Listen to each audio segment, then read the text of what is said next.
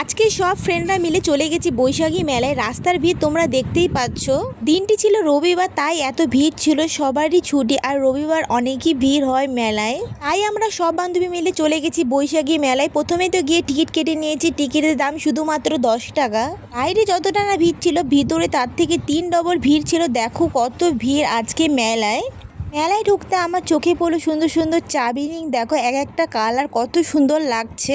মেলায় গিয়ে কি কিনি আর না কিনি, আমি তো চাবিরিং কিনেই থাকবো, কারণ আমাকে চাবিরিং অনেকই ভালো লাগে। তারপর হঠাৎ চোখে পড়লো আদিবাসী হেয়ার অয়েল। এটা লাগালে নাকি চুল অনেকই বড় হয়।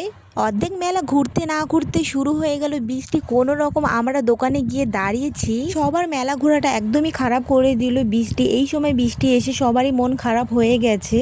বৃষ্টির জন্য মেলার মধ্যে প্রত্যেকটা মানুষই কোনো না কোনো দোকানে দাঁড়িয়েছে। একটু বৃষ্টি কমা মাত্র চলে গেছি আমরা আবার মেলা ঘুরতে। যেখানে আমরা সব বান্ধবীরা মিলে গেছি, সেখানে বৃষ্টি হলেও আমরা পুরো মেলা ঘুরে তারপরেই বাড়ি যাব। মেলা থেকে কিনে নিয়েছি বাবলস। দেখো আমি এখানে বেলুন ফুলোচ্ছি। আমার তো অনেকই ভালো লাগে ফুলাতে। তোমাদের কার কার ভালো লাগে কমেন্টে জানাও। ভিডিওটি ভালো লাগলে একটা লাইক কমেন্ট করে দিও। আর কি কি খেলাম না খেলাম তোমাদের দেখাবো নেক্সট ভিডিওতে।